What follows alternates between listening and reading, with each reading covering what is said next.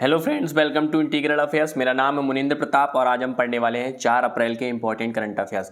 Important current affairs की तरफ बढ़ने से पहले मैं आपको बता दूं, हमारा एक टेलीग्राम ग्रुप है जिसका लिंक आपको डिस्क्रिप्शन बॉक्स में मिल जाएगा। उस लिंक पर क्लिक करके आप हमारे टेलीग्राम ग्रुप को ज्वाइन कर सकते हैं। साथ ही साथ आपको इस वीडियो का जो PDF है वो वहाँ पर आपको मिल जाएगा। इंपॉर्टेंट PDFs हम वहाँ पर शेयर करते रहते हैं। द हिंदू जैसे न्यूज़पेपर भी वहाँ पर आपको डेली प्रोवाइड कराए जाते हैं। तो टेलीग्राम ग्रुप को ज्वाइन करना बहुत ही ज़्यादा जरूरी है आपकी इंपॉर्टेंट एग्जाम्स की तैयारी के लिए। तो आज के करंट अफेयर्स को शुरू कर लेते हैं। आज का जो पहला क्वेश्चन है वो है कि विश्व स्वास्थ्य संगठन ने हाल ही में किन देशों को मलेरिया मुक्त प्रमाणित किया है। अब देखिए, मलेरिया फैलता कौन से मच्छर से है, डायरेक्ट क्वेश्चन आपसे आ सकता है। तो मादा एनाफिलीज से मलेरिया फैलता है। और यहाँ पर कौन से जो देश हैं वो मलेरिया मुक्त हो गए हैं, प्रमाणित किया गया है WHO के द्वारा। WHO विश्व स्वास्थ्य संगठन के द्वारा इन्होंने यह मलेरिया मुक्त घोषित कर दिया है। तो वो देश हैं अजरबैजान और ताजिकिस्तान। ठीक है, अजरबैजान और तजाकिस्तान ये 2 देश हैं जिनको WHO ने मलेरिया मुक्त घोषित कर दिया है। अब WHO का मुख्यालय कहाँ पर है? WHO का मुख्यालय है जेनेवा में। ठीक है, तो मुख्यालय इसका हेडक्वार्टर कहाँ पर है?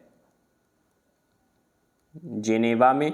इसकी जो स्थापना हुई थी WHO की वो हुई थी 7 अप्रैल को, 7 अप्रैल 1948 को हुई थी। इसीलिए 7 अप्रैल को विश्व स्वास्थ्य दिवस मनाते हैं, जो कि आने वाले तीसरे दिन यहाँ पर पड़ने वाला है 7 तारीख को। 7 अप्रैल को विश्व स्वास्थ्य दिवस मनाते हैं। और यहाँ पर 7 अप्रैल 1948 को WHO की स्थापना हुई थी। WHO का मुख्यालय जेनेवा में है। ये चीज़ें आपको याद रखनी है। और साथ ही साथ एक चीज़ और याद रखनी है कि WHO के जो चीफ हैं, जो वहाँ पर अध्यक्ष हैं, वहाँ पर जो कौन है?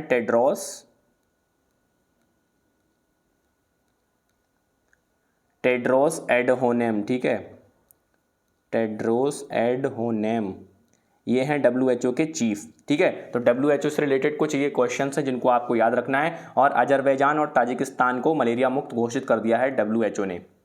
उसके बाद अगला क्वेश्चन है, कौन सा देश मानव वन्य जीव संघर्ष और सह अस्तित्व पर अंतर्राष्ट्रीय सम्मेलन, जिसको इंग्लिश में बोलेंगे international conference on human wild life conflict and को एग्जिस्टेंस का मेजबान है? क्वेश्चन थोड़ा लंबा है, ध्यान से सुनेंगे। मानव वन्य जीव संघर्ष, मानव और वन में जो जीव रहते हैं उनके बीच में आपस में संघर्ष और सह अस्तित्व पर अंतर्राष्ट्रीय सम्मेलन। मतलब संघर्ष तो है दोनों के बीच में, लेकिन साथ ही साथ रहना है, मतलब दोनों को साथ साथ ही रहना है, वन्य जीव और मानव को। तो कौन सा देश है जिस पर अंतर्राष्ट्रीय सम्मेलन आयोजित कर रहा है? वो देश है यूनाइटेड किंगडम, UK। ठीक है, UK यहाँ पर आयोजित कर रहा है। कहाँ आयोजित कर रहा है? UK में एक जगह है ऑक्सफोर्ड। ऑक्सफोर्ड एक यूनिवर्सिटी है, क्योंकि ऑक्सफोर्ड वो जगह है जिस जगह पर यूनिवर्सिटी है, इसीलिए उसका नाम है ऑक्सफोर्ड यूनिवर्सिटी। तो ऑक्सफोर्ड जगह पर ये अंतर्राष्ट्रीय सम्मेलन आयोजित किया जा रहा है। और कौन कौन आयोजित कर रहा है मिलके? IUCN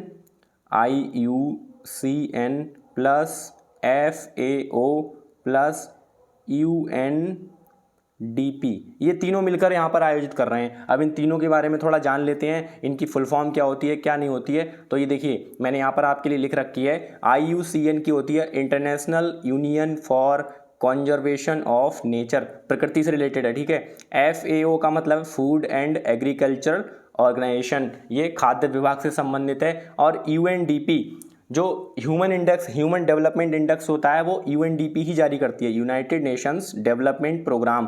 तो ह्यूमन डेवलपमेंट इंडेक्स में यहाँ पर भारत की रैंक जो लेटेस्ट जारी हुआ है ह्यूमन डेवलपमेंट इंडेक्स, उसमें भारत की रैंक कितनी है ये आपको कमेंट सेक्शन में बतानी है। मैं आपको थोड़ा सा हिंट दे देता हूँ, ये है 130 प्लस, 130 प्लस है, लेकिन कितनी है ये आपको कमेंट सेक्शन में बतानी है।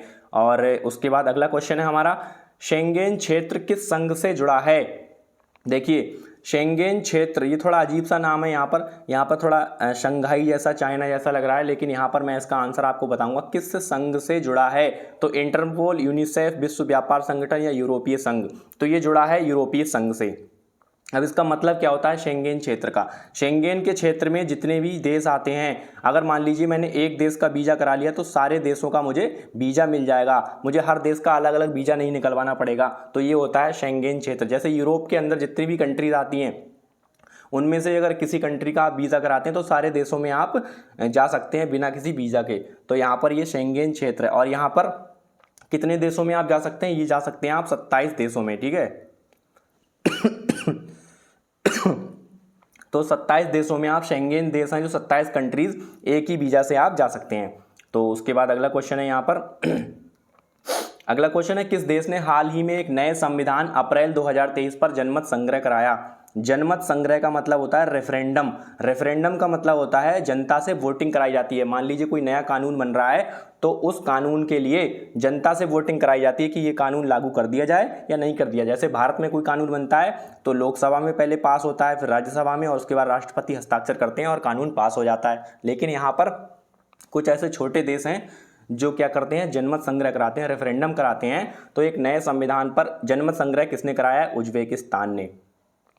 उज्बेकिस्तान ने रेफरेंडम कराया है, जनमत संग्रह कराया है और एक नया संविधान लागू यहाँ पर किया गया है। सॉरी। उसके बाद अगला क्वेश्चन है हमारा, इसरो के पीएसएलवी पर लॉन्च किया जाने वाला प्रोवा 3 मिशन किस अंतरिक्ष एजेंसी से जुड़ा है? आपको बताना है पीएसएलवी। पीएसएलवी की फुल फॉर्म होती है पोलर सैटेलाइट लॉन्च व्हीकल। जो सैटेलाइट होते हैं ना, उनको लॉन्च करने के लिए एक व्हीकल होता है, उसी पर यहाँ पर लॉन्च किया था। तो पीएसएलवी पर लॉन्च किया जाने वाला एक रॉकेट है, मतलब प्रोवा 3 मिशन है, प्रोवा 3। इसको इस पीएसएलवी से लॉन्च किया जाएगा। तो आपको बताना है किस अंतरिक्ष एजेंसी का है ये। तो ये है ईएसए का। ईएसए का मतलब है यूरोपियन स्पेस एजेंसी। ठीक है, तो यहाँ पर ईएसए का है, यूरोपियन स्पेस एजेंसी का है ये। और सूर्य से रिलेटेड यहाँ पर ये प्रोवा 3 है, सूर्य की यहाँ पर कुछ खोजबीन करेगा। साथ ही साथ मैं आपको बताऊं कि जाक्सा कहाँ का है? ये है जापान का। नासा है अमेरिका का, ये तो आपको पता ही होगा। इसरो इंडिया का है। और ये सुपार्को कहाँ का है, कोई बता सकता है क्या? तो सुपार्को है हमारे प्यारे पाकिस्तान का, है ना। आप समझ ही रहे होंगे, पाकिस्तान का है ये सुपार्को। तो इसकी जो है सुपार्को पाकिस्तान का है, जाक्सा जापान का है, नासा अमेरिका का, ईएसए यूरोप का है। ठीक है, उसके बाद अगला क्वेश्चन है हमारा अगला है, लिनक्स U2 सिस्टम एक स्वदेशी रूप से विकसित naval gun fire control system है जिसका निर्माण किस संस्था द्वारा किया गया है? तो यहाँ पर देखते हैं कि लिनक्स U2 सिस्टम ये क्या है? Naval gun fire control system, मतलब गन फायर की जाएगी नेवी के द्वारा। तो ये यहाँ पर ऑटोमेटिक है थोड़ा, ना, तो ये अपने आप से ध्यान रखेगा, कंट्रोल करेगा कि कितनी गन फायर करनी है, कितनी नहीं करनी है। तो इसका नाम क्या है? Linux U2 system. तो ये किस उसने संस्था द्वारा बनाया गया है? ये बनाया गया, देखिए इसरो से तो कोई संबंध नहीं क्योंकि रॉकेट वगैरह बनाते हैं। बाकी हॉल जो है हिंदुस्तान एरोनॉटिक्स लिमिटेड, ये बनाते हैं हेलीकॉप्टर वगैरह, छोटे बड़े फाइटर जेट, ये सब हॉल बनाता है। बाकी ये है भारत इलेक्ट्रॉनिक्स लिमिटेड, ये बनाते हैं इस तरह की चीज़ें। ठीक है, गन वगैरह जो बनाते हैं, हथियार वगैरह। तो ये बनाया है बेल ने। ठीक है, BEL भारत इलेक्ट्रॉनिक्स लिमिटेड ने इसे बनाया है, लिनक्स U2 सिस्टम को। उसके बाद यहाँ पर थोड़ी जानकारी यहाँ पे इसके बारे में है, मैंने आपको बताई दी है सारी चीज़ें। उसके बाद अगला क्वेश्चन है यहाँ पर सॉरी, यहाँ पर अगला क्वेश्चन है, हाल ही में किस देश ने नए ओफेक 13 जासूसी उपग्रह को लॉन्च किया है? क्वेश्चन आपसे आ सकता है कि ओफेक 30 क्या है? तो ये स्पाई सैटेलाइट है, जासूसी उपग्रह है। ठीक है, तो ये किस देश ने लॉन्च किया है आपको बताना है। ये लॉन्च किया है इजराइल ने। ठीक है, इजराइल के प्रधानमंत्री कौन है? Benjamin Netanyahu. और यहाँ पर जो इजराइल का जो डिफेंस सिस्टम है, मिसाइल डिफेंस सिस्टम, उसका नाम है आयरन डोम। मतलब कोई भी मिसाइल आएगी तो इजराइल यहाँ पर उसको तहस नहस कर देगा। इसका ये डिफेंस सिस्टम है जिसका नाम है आयरन डोम। ऐसे ही भारत के पास भी एक मिसाइल डिफेंस सिस्टम है जिसका नाम है S-400। भारत की तरफ कोई मिसाइल आएगी तो उसे नष्ट करने के लिए ये वाला सिस्टम काम करेगा, S-400, और ये हमने रसिया से खरीदा है। ठीक है, और इंडोनेशिया के बारे में थोड़ा सा जान लेते हैं। इंडोनेशिया की नई राजधानी बनी है जिसका नाम है नुसंतारा। ठीक है, अभी मतलब शिफ्ट नहीं हुई है पूरी तरह से, लेकिन यहाँ पर नुसंतारा नई राजधानी बनेगी। और साथ ही साथ इसकी जो पुरानी राजधानी थी वो क्या थी? वो थी जकार्ता। उसके बाद अगला क्वेश्चन है हमारा, हाल ही में कौन नौसेना के नए उप प्रमुख बने हैं? उप प्रमुख मतलब वाइस चीफ। ठीक है, तो यहाँ पर नए उप प्रमुख नौसेना के कौन बने हैं? नौसेना के नए उप प्रमुख बने हैं संजय जसजीत सिंह। संजय जसजीत सिंह बने हैं नौसेना के नए उप प्रमुख। अब यहाँ पर थोड़े से मैं सभी सेनाओं के बारे में बता देता हूँ आपको। यहाँ पर मैंने लिख रखा है नौसेना प्रमुख कौन है। नौसेना के उप प्रमुख तो आपको पता है संजय जसजीत सिंह है। नौसेना के प्रमुख कौन है? R हरिकुमार। थल सेना के प्रमुख कौन है? मनोज पांडे। वायुसेना के उप प्रमुख कौन है? ये हैं अमरप्रीत सिंह। और थल सेना के ही उप प्रमुख कौन है? MV सुचेंद्र। तो सारे ऑप्शंस जो थे उनके बारे में मैंने आपको बता दिया। ये सारी चीज़ें आपको PDF में मिल जाएंगी टेलीग्राम ग्रुप में। आपको दोबारा से पढ़ना है, और PDF में मैं सारे आंसर्स भी आपको प्रोवाइड कराता हूँ। जैसे कोई क्वेश्चन है तो इसका आंसर मैं कुछ इस तरह से यहाँ पर आपको टिक कर दूंगा कि ये वाला आंसर सही है। ठीक है, तो यहाँ पर आपको जो PDF पढ़ने में आसानी होगी। उसके बाद अगला क्वेश्चन है हमारा, अगला क्वेश्चन है यहाँ पर, हाल ही में किसने रानी कमलापति रेलवे स्टेशन पर भोपाल नई दिल्ली वंदे भारत एक्सप्रेस को हरी झंडी दिखाई है? आपको बताना है कि रानी कमलापति रेलवे स्टेशन ये कहाँ पर है। ये भोपाल से नई दिल्ली ट्रेन चल रही है, तो ये भोपाल में है रानी कमलापति रेलवे स्टेशन। पहले इसका नाम था Habibganj junction, Habibganj junction, Habibganj junction इसका नाम था। इसका नाम बदलकर रानी कमलापति रेलवे स्टेशन कर दिया गया है, जो कि भोपाल में है। और भोपाल से नई दिल्ली, ठीक है, भोपाल से नई दिल्ली के लिए वंदे भारत एक्सप्रेस को हरी झंडी किसने दिखाई है? ये दिखाई है पीएम नरेंद्र मोदी ने। पीएम नरेंद्र मोदी ने वंदे भारत एक्सप्रेस को हरी झंडी दिखाई है और ये 701 किलोमीटर की दूरी है, 7.5 घंटे में तय करेगी और शनिवार को नहीं चलेगी। ठीक है, ध्यान रखना है, शनिवार को नहीं चलेगी। रानी कमलापति रेलवे स्टेशन पर भोपाल नई दिल्ली वंदे भारत एक्सप्रेस को हरी झंडी किसने दिखाई? पीएम नरेंद्र मोदी ने। रानी कमलापति रेलवे स्टेशन का पुराना नाम क्या है? हबीबगंज जंक्शन। उसके बाद अगला क्वेश्चन है हमारा, अगला क्वेश्चन है यहाँ पर, हाल ही में किस टेनिस खिलाड़ी ने मियामी ओपन 2023 का पहला खिताब जीता है? पहली बार जीता है। ठीक है दोस्तों, तो यहां पर क्या है, टेनिस खिलाड़ी हैं, मियामी ओपन 2023 का पहला खिताब जीता है। ये जीता है डेनियल मेदवेदेव ने। डेनियल मेदवेदेव ने मियामी ओपन का पहला खिताब 2023 में जीत लिया है। अब थोड़ा सा मैं इनके बारे में बता देता हूं। राफेल नडाल कहाँ के हैं? ये हैं स्पेन के। इन्होंने 22 ग्रैंड स्लैम जीते हैं। ठीक है, जो भी ऑस्ट्रेलियन ओपन होते हैं, फ्रेंच ओपन होते हैं और यहाँ पर विंबलडन होता है, उसके बाद अमेरिकन ओपन होता है, तो सब मिला के इन्होंने 22 ग्रैंड स्लैम जीते हैं। नोवाक जोकोविच ये कहाँ के हैं? ये हैं सर्बिया के। नोवाक जोकोविच हैं सर्बिया के, इन्होंने भी 22 ग्रैंड स्लैम जीते हैं। ठीक है, इन्होंने भी एकदम टक्कर दी है, बढ़िया। और डेनियल मेदवेदेव ने क्या किया है, अपने पिछले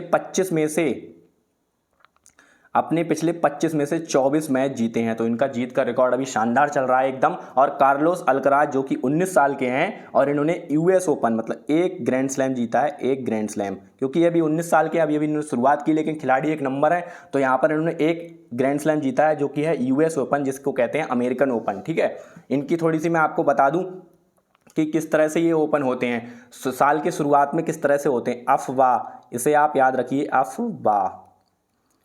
तो यहां पर होता है, सबसे पहले क्या होता है आपको बताना है,